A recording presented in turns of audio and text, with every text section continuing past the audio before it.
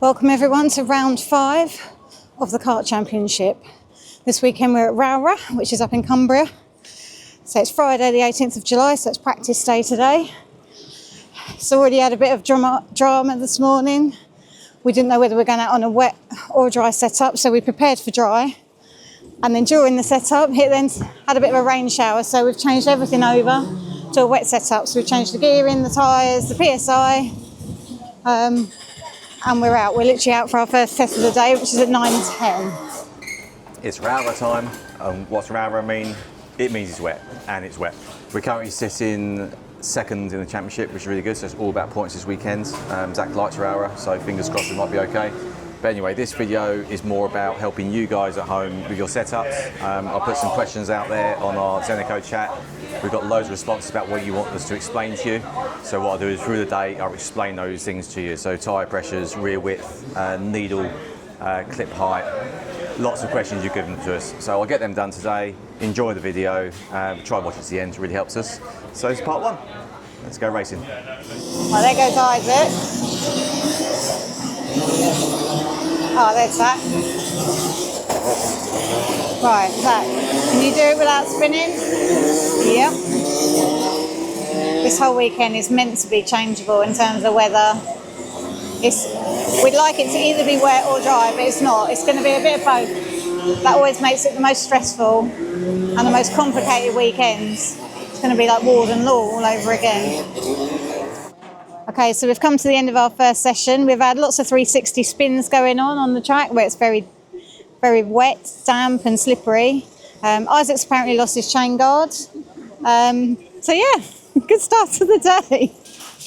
That was a slippery one. That's a bit like Mario Kart doing some 360s. How'd you get on, Zach? Good. It's come off a couple of times down that bottom bend. Just once. I saw you come off twice. Just once. And once you had to drag it back on, kept getting stuck. I'd move it. Still wouldn't budge. Move it again, still wouldn't budge. Move it again, still wouldn't budge. So I dragged that on. Yeah. How did you do lap timing wise? 102 dead. 102 dead. And are they advising you to take that curb down that bottom corner? Because that makes such a crunch when you go over that. I don't like it. It's so stiff. Because you hit it and then you slide out. So is that to get grip or something on that bottom corner? Yeah. So after the initial panic of the morning, we now have a little bit of time to just chill, relax, make sure everything's set up right, work out whether we're going to be going back out on slicks or wets. Hopefully the weather is going to stop raining and then we can go back out on slicks because the track will be drying out with everyone using it. Right, so we're getting ready to go out for practice session 2 of the day. It's drying up a little bit now, so we're back on slicks. Rowrah. We love a bit of Rowrah in the wet. Don't you've ever known it to be dry. I was about to say, I think we've only ever done Rowrah in the wet. Luke looks like he's going fishing in those waders. I know we're expecting thunderstorms. I don't think it was going to be that deep. Ah, it's Landy. How are you? Good to see you again. Morning, Landy. All right. Oh, there's Miles sat at the front. Hi, Miles. Hi, how you doing? Good, thanks. You? Good. I never realised how bad this slope was. Oh, it's tremendous. Les Smith.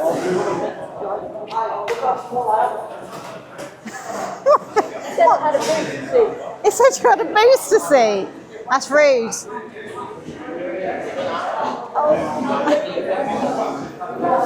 Right, so everyone's lining up and getting ready. It's a busy old grid this weekend. I believe UKC are here next weekend, so we've probably got a load of extra drivers here practicing ready for their race weekend next weekend. So yeah, it's going to be a busy old track out there today.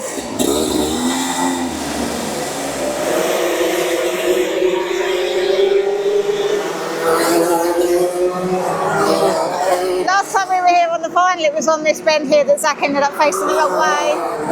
For the final time, it's the mini inter final. Oh, and a couple of drivers go round in the first chicane there. Having had a clash with lots of other drivers. It was so slippery. It was literally torrential rain. Everyone went sliding all over the place. So it's quite a fast track. Lots of very, very tight bends, hairpin bends. Hence all the Super Mario 360 spins earlier when it was wet. I need to get up the top of the hill as well, because from up there you get a really good view of the track, which you can see the whole thing. Be interested to see how they're all doing on their lap times, how they all compare with each other. This is the last lap and then they're all coming in for the end of the session. I feel rain coming in all over again. Starting to spit. Okay, let's go back in, see how we found that. See if the kart feels good, if there's any changes we need to do. How'd you go, young man? 382. Oh wow, that's a massive improvement. Isaac, how'd you get on? 48.7, I think. Wow. Everyone was getting 48.7. Got no grip on the tyres. Well, that's because they're old, and we did say take it easy the first couple of laps.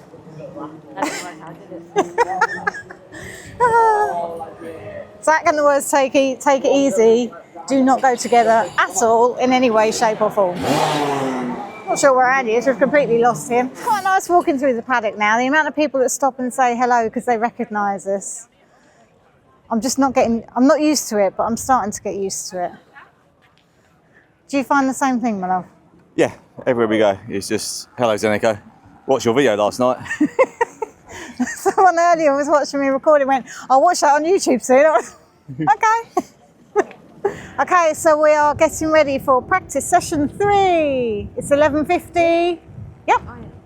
After this, we'll be breaking for lunch, and then we've got 2 more practice sessions this afternoon.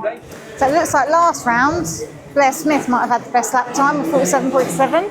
That was in the 48. So it looks like Blair Smith is currently the one to beat. And it's not just a little bit of rain.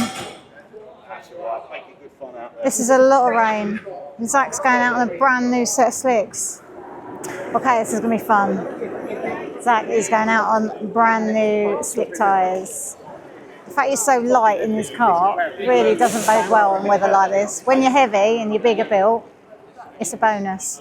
But yeah, weather like this, not great for us. Right, Zach, I know take it easy is not in your vocabulary, but it's just rained outside. Track might be a little bit slippery. You've got brand new slicks on. Please go careful, okay? Otherwise you're going to be doing the Super Mario 360s all over the place. I think I've got him.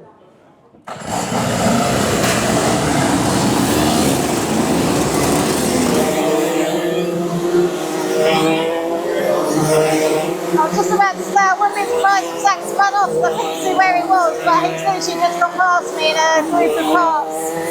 Did ask him to go careful. Yet again. He's doing his own thing.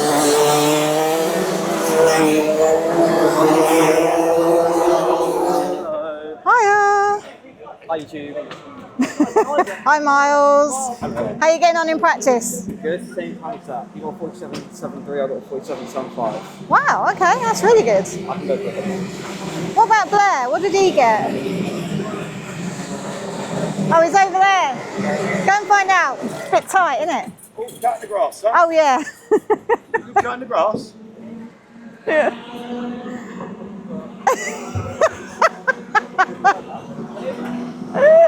I see you back there. You know what I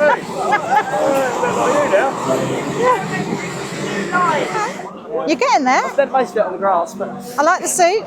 finally, after 18 years, it finally came. How many times did you come off, Zach? Once.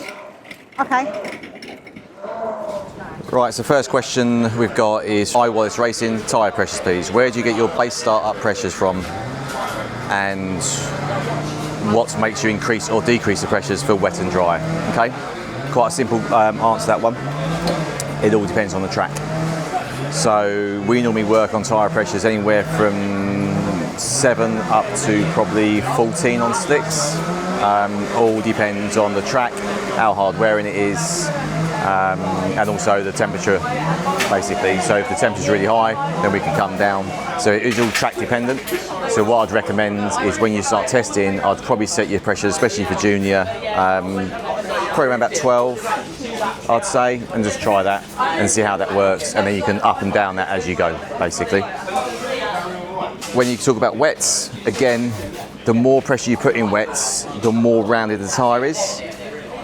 So depending on how wet it really is. So we will normally go out on wets when it's really, really wet, probably about 29. So you get a real push on that tyre, which really shows and pushes the water away. But obviously, if you're on inters, which is basically warm, wet tyres, and it just looks like damp, then your pressure's going to be coming down, and they'll probably be on 20, 22 to 26. Again, it depends on the track. So as a rule of thumb for your wets, if they're brand new wets and it's really wet out there, probably go around about 29, 30. If you're on inters and it's a little bit damp out there, then I'd probably sit around about the 25 mark. But again, it all depends about the track, and it also depends on your driver as well, of how they feel. So the one thing we say is listen to your driver. They're the ones who are driving, they're the ones giving you feedback. And if they're saying it's bouncing or it's oversteering or understeering, that's when you start playing around. So that's tyre pressures. Hope you understand that. Okay, another question we've had is needle height. So basically on the Rotax engine, you have a needle. So I'm just taking it out of here now. Okay, this is your needle basically. So you've got a little circlip on there, and you've got notches actually on the needle itself. So needle height all depends on your engine really, and depends what class you're in. So for example in Inter, we used to run majority needle 3 most of the time, but sometimes we never went 1 basically. It was always 3, 4 or 5. In junior wise, today we're running clip 5, which means it's the little 5th digit down. And basically what it does is when you are at clip 5, it's its lowest setting, which means the needle is up more from your carburettor, which means you get more flow of fuel in the mixture going through. But it really does depend on your engine. So what I'd recommend for needle height is when you get your engines dynoed, make sure you give them the carburettor as well, and get the engine builder to test your carb on different needle heights to see what your engine likes. So it's not rocket science, it's just plain, you might get a tenth, 2 tenths out of a different change on it. So there you go, that's needle height for you. Okay, another question. This is from Adeline Karting, hopefully I said that right. Rear axle width. Okay, so rear axle width. Basically, when you move your hub out, you are going to be getting less grip. When you move your hub in, you're going to be getting more grip. So when you look at your keyway here, which is this piece here, we've got like the keyway with the grubs in, stop the moving. A rule of thumb is 15 mil for your hub to be there to there. Sometimes up to 20 mil. So when it's out, you've got less grip. When you move it in, you get more grip. If you're going to play with rear width like that, don't do more than 5 mil at a time. So if you've got slide and you want more grip, bring it in 5 mil, see what that does. If you've got too much grip and you're biting into the corners, take it out 5 mil. So there you go, rear axle width, hope that helps you. Next question we've got is from Phillips Racing 62, Cambercaster. Right, for me Cambercaster is like witchcraft. I sort of understand it, but I don't understand it fully. But Billy, who gave us a talk on the last video about tyre wear, knows Cambercaster better than I do. So, in a nutshell, you've got what's called pills on your sub-axle here, and you can move them around, and it basically moves the tyre in a certain way, and that's your Cambercaster. So the top one, Billy, what's that? The top one is camber. Camber, so what's camber do? So camber, negative camber, will put your wheels like this. So they go in like this, yeah? Yeah, so your tyre will just move more like this way. So basically when you turn and you put the load on, your tyre's going to sort of straighten out and put more contact patch onto the ground. With neg on, there is less contact patch on the floor, so less front. So basically, so let's get a tyre, that'll help with it. So, here we go. So this top one here, you dialed it around. Yeah. So you got your dot, obviously. Currently we've got the dot facing backwards. That is full caster, isn't it? No, that's like negative caster. Negative camber, like a lot of negative camber, yeah. Negative camber for that top one, yeah? Yeah. So that's going to bring this... Thanks, Chris. So this is going to bring this, what, like that? Yeah, pretty much. Not that much, but yeah. Like that? Like that, yeah. And what's that do? So obviously that puts... That'll put less contact patch on the floor. I'm with you, so less tyre, less rubber on the floor. Yeah, which will give you less initial front. And then as you put more lock on the tyre, it's going to put more load and start moving back this way. Okay, so as you start turning, it's going to straighten itself up. So on the straight it's like that, and as you turn, it's going to straighten up. Yeah, and then set opposite for positive camber. Yeah. So This going to be out this way. There'll be more contact patch on the floor, which will give you more initial front as you're going round. So when you first put the initial turning in, it's going to bite quicker, more front in on the initial turn. Okay, so that's negative is that, and that's positive, yeah? Okay. And then if you're wondering what's going in the background, the X-Kart team are taking the mickey out of him by handing Billy just random stuff in his video. It's quite funny, but we keep going, see if we keep his concentration. Okay, right, so the bottom pill, what's that? The bottom pill is caster. Okay. Which again does sort of tyre contact patch. More if there's full caster, less if there's half, and even less if there's no. Right, so arrow facing backwards is negative caster so on the bottom. Yeah. Arrow facing backwards is full caster. Full caster. Yeah, and that will basically bring the contact patch to quite big, maybe like this, and then half, bit less. No caster, bit less again. Okay, so it works out how much rubber's actually going to be sitting on the tarmac. So the kingpin will move, like it will tilt like forwards and backwards. Yeah. As you put full caster on, the kingpin will move forward and bring the tyre more like, it's hard to explain, but like forward. Okay. Which will give you so more. It leans it forward. Yeah, which will give you more contact patch on the floor. Again, resulting in more initial front end. Yeah. And then obviously for half, bit less, no caster, bit less again. Okay, so currently we've got negative caster and camber because it's wet out there. So that's given us more grip on the front in the rain, is that right? Yeah, so you've got the full caster in for the front, the initial front. Yeah. And then as it starts drying up, we'll start taking this back out. You start moving it back. Okay, well, that's Cambercaster. For those of you who want to get really technical, you can also get a caster set. This is an OTK caster, by the way. There are various other ones out there, but we're talking about OTK. So it's what you call a caster kit, and they're basically dots. So you've got 1 dot, 2 dot, 3 dot, which is basically central. So it's a central caster. We run that quite a lot. Zach likes a central caster, and that basically makes your kingpin central on the bottom, so it gives you mid caster at the bottom, doesn't it? So yeah, the central one is half caster. Yeah, half caster basically. And then you've got all these dots, so you can move around a little bit more, so you know it's there. But you can achieve this kit. You can achieve almost with these. This just makes it a bit easier and a bit more play, I suppose. You can play around a lot more. Yeah, pretty much. Yeah, a lot more. So that's Cambercaster. It is witchcraft. The best way we find it is we literally have negative in the rain, positive in the dry, and it depends how much steering or grip Zach's got will depend whether we start taking some of that positive caster and camber off to bring the grip down on his front. We'll have to redo that. Why? I don't know why. Who told you to put this on? I just realised. The neg camber? Harvey. Because that's like no front. Okay. So that means you've got very little front end in. Okay. But you've got the full in. Yeah. So basically what I am is I'm forward on the top. So I need to put that forward now. I'd say so, yeah. Zach, how was your steering on that last one? You loved it? There you go. We'll leave it is then. Good. But for the wet, you wouldn't put that in at all. Yeah. Okay. Told you it's witchcraft. So I hope that's really crystal clear, because I'm still confused. Basically, caster camera does this and puts more rubber on the floor. Billy, you're an absolute star. Does anyone want to come and give Billy anything more? The speaker, the JBL speaker's on its way over. Oh, the JBL speaker's on its way over, was it? Big speaker. No, everyone's happy now? There you go. Billy, thank you very much. I know you love being on camera. Yep. Yeah, everyone says how good you are. Cheers. Right, next tip coming up soon. There you go. Right, so after that little intro by Billy, I'm going to actually change the camber and the caster now. So we're currently in like a wet setup. So we've got negative caster and negative camber. So basically what I need to do is take this kingpin and loosen it.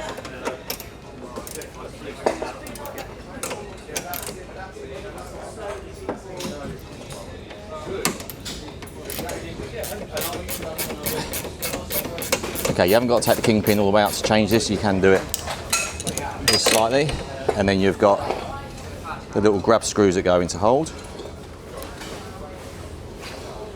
So you've got to take them off. Now, what I use is a Cambercaster tool, like a peel tool. You can actually get it in there, and I can spin that round. So you can see it's moving that kingpin. There we go. So I'm now going to go forward, and the lines on your peel must line up to where your screws are. There you go, and then put your back in. So now what I've done there is I've put positive camber on, because the top's camber, isn't it? Neutral camber, so it's right at the front. And you can see now, there's your little dot, it's facing forward, there's your lines that line up, and all we've got to do now is nip it back up again. When you do these up, not overly tight, but they do need to be reasonably tight. There you go, that's a change on the camber. Drivers have been asked to put their transponders on for this session, so we'll have a better idea of how Zach's doing in comparison to the other drivers, what times everyone's pulling. Okay, that's it, we're off.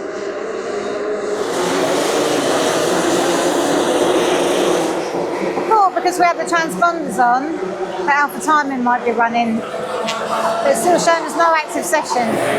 Zach's literally out on its own practicing. We did have a massive gap, but you can bet your life he's going to close that and start overtaking. The sun's starting to come out, which is lovely. It's a bit breezy up here, but it's nice. Still a lot of clouds in the air, sun looking a bit dark. So Zach, say it again, so you're scraping, yeah? Yeah, this is. So you want your ride height up? Yep, and the front end was shocking. Front end was shocking? Yep. Shocking. Okay. Ride height up. The thing is, I could... What about the last one you went out? I think you said that felt good. The last one we went out and you said you felt good. Yeah. So I can put them back to how that was and leave the ride height alone. Well done, man. We've got another, how many sessions you got left? 3 or 2? One more session. One more session. Okay, what if I bring that, take that back, so it was, and lift your ride height up just to 1, and then we just have to test it. Because you was 47.2, so you was quick. Okay. Setups. Can make or break a performance. Right, let's get it back, let's do it. Hello, mate.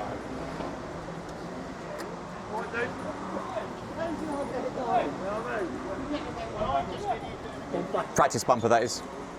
So it's scrutineering time. The scrutineer fills our bumper and realises we've got a hole in it. We've said this many a times, always have a practice bumper and a race bumper.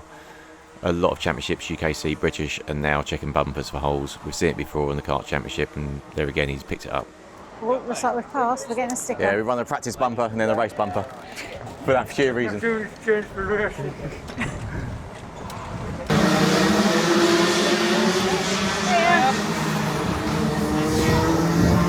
Here's from Project 1.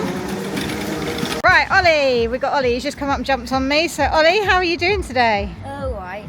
But you said you're struggling a little bit. Yeah, just some parts of the track I'm just not really just on the pace. So I've got some, and in every session it's just been another part where in the session before I've been quick in the part, and then the next session I'm not quick in that part. It's just really weird. Have you got a map of the track? Do you want Zach to sit down with you and go through? The track Do you want Zach to sit down with you and go through some bits with you? Yeah, please. Would that help? Yeah? Maybe. Okay, right, hang on a minute. Let me go and get him. Zach, Ollie's struggling a little bit with the track. He's got a map. Are you happy to go and just sit down with him for a minute and run through stuff with him? Yeah. Thank you. We are just about ready to go out for the final practice of the day. We are still going out on our practice engine because we have not had time to change it over and put our race engine on. On the last session after Zach came in, we realised that his axle had been knocked out a bit. So he'd actually been stripping his sprocket. Where's it gone, Andy? The sprocket. So he's completely shredded one side of it. So Zach, final practice of the day. Rubbish, only 5 sessions. You having a joke? No, only 5. Doesn't feel like enough, does it? It's gone really, really fast. You having a giggle? I'm not having a giggle. We have 5 sessions of the day. Okay, this is it. Last session. Hang on, let me spin. Hiya! Blair and Del from LMM.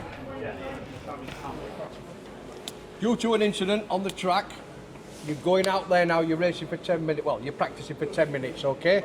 What I'm going to have you doing also is I'm going to let you go out in lines, okay? Because when you all want to go out together, trying to get through that little gap, it's dangerous. So to cut that down and to practice for tomorrow, we're going to set you off in lines, okay? So the first 2 are to go is P1 and P2. All the way down there, you're going out all together, okay? And then followed by the other side, okay? Yep, all understand. Thank you very much for listening. Back to your carts, guys.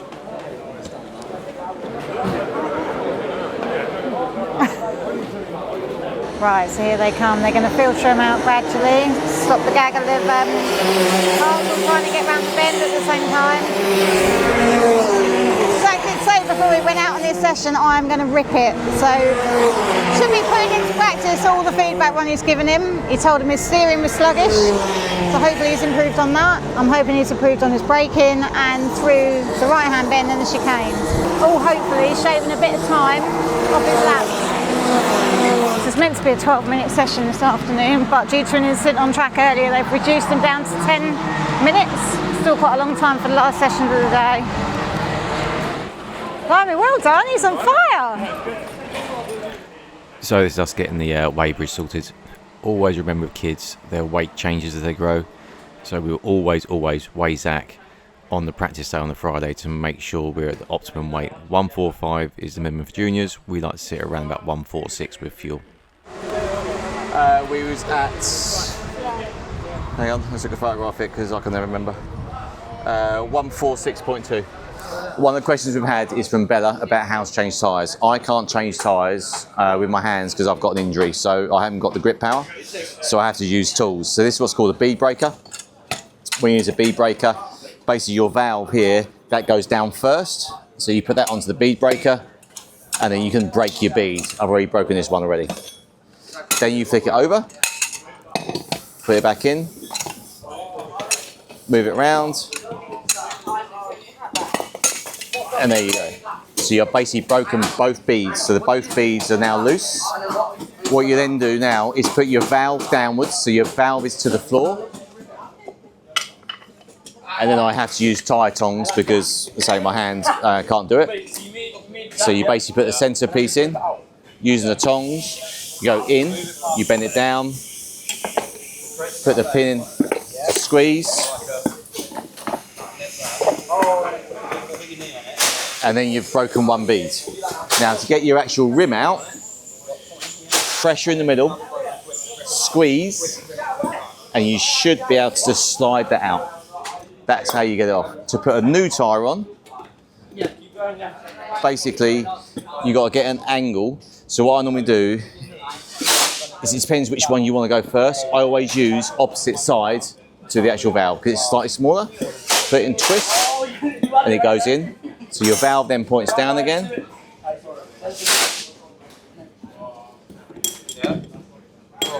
Go in. And there you go, tyres on. Now, what I'm going to do now is I'm actually going to hand over to somebody who can actually do it by hand to show me how it's done by hand. How to get a tyre off. So I always start with the back edge facing away. Make sure the front edge is loose. Curl the edge over and you'll end up with a gap down in here. And you should just be able to turn it over.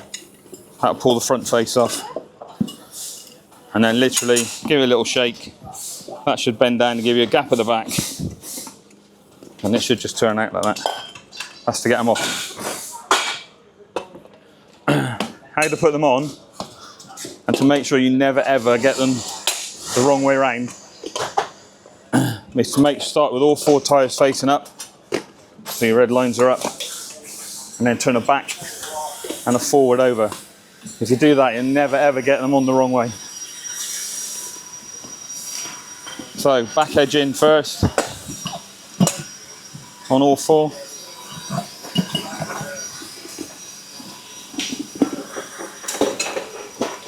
Again, you should have them all facing up then, so you'd have a right-hand side and a left-hand side, or vice versa. And then the bit that's always tricky is to put them on. So bend the back edge down, and they should just pop on. Try that up in a minute. Same with this front. Fold the back edge in, and they will just pop on. Same again. Back edge in.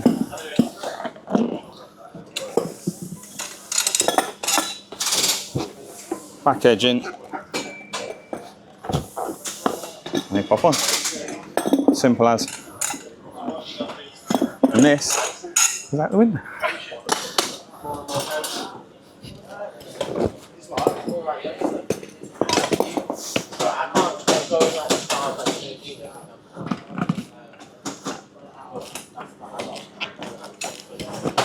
And that's how you get somebody to do your tyres for you when you don't want to do them. Right. Tyre changer extraordinaire. I don't know how he does it, but he's also built like a blooming gorilla, so he's solid. He's like a world champion weightlifter, which probably does that. So there's your two options basically. You can do it by hand, or you can do it with tyre tongs like I do. The problem if you use tyre tongs, it can damage your tyres, which is why Chris always does it by hand. So there you go. Bella, your question's now answered about how to change tyres. Thanks, Chris Harvey. Much appreciated. That is Friday testing over. We've had some reasonable results. We're on the last practice, we was top 3, which is really good. So today was all about setups and giving you, our viewers, advice on how to change tyres, how to do jets, how to do everything. So I hope you enjoyed that. But normally you see the back of this guy. So this is Dan Ashton. There we go, that's what you normally see. So Dan, this is our outro. Today went well? Really good day. Obviously the sun came out towards the end of the day, which is always nice. I was busy inside doing briefings while the sun's out, so I'll be ready to get wet tomorrow. Nice. And in a bit. In a bit, yeah, actually saying that in a bit. So, on this outro, someone's been nominated for the Ice Challenge. Who nominated you? Dunkerswell Kart Club, for all my sins. Dunkerswell? Dunkerswell Kart Club. I've been there once this year with the British, and they've nominated me and Dan Parker, head of Motorsport UK, karting at Motorsport UK. Dan Parker. So, you've got to do this. Yeah, you're next. You are next. You want to do it? Give us a shout, we'll come and video you. Do it at Kartmania. That'd be quite good, because you're going to be there. Right, so today's been really good. You were nominated for the Ice Challenge. So, I know you've not had it yet, but I'm going to ask you your nominations now. You can nominate 3 people. You can nominate 3 people. 3 people. 3 people. Well, the first one, obviously, I'm doing it at the Kart Championship. First one's got to be Darren Beavers. Darren? Yeah, I'll go Darren Beavers, yep. The second one that most of you may not know and you may not see, but he's always at race meetings, is called David Manchester, one of the best, if not the best people of a race control CCTV system. Dave Manchester. And the third one, I've got to select a team manager that always gives me grief. Oh, I don't know who that could be. Matty Street. Matty Street. Matty Street. There you go. So let's go through them. So the first one is Darren Beavers. Darren Beavers. Second one, David Manchester. David Manchester. And third, Matty Street. Matty Street. You're going to get wet, Matty. And Darren, I'm looking forward to seeing this. So anyway, thank you for watching.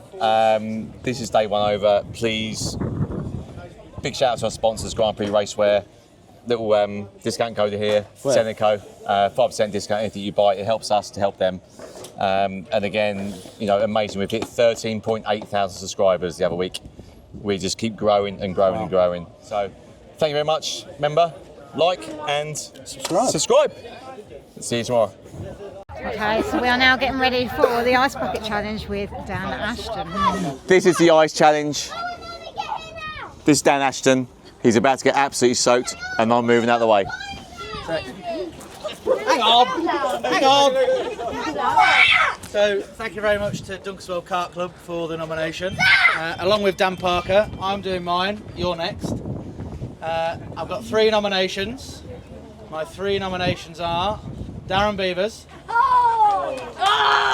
David Manchester, and one of the team managers that always gives me grief, Matty Street.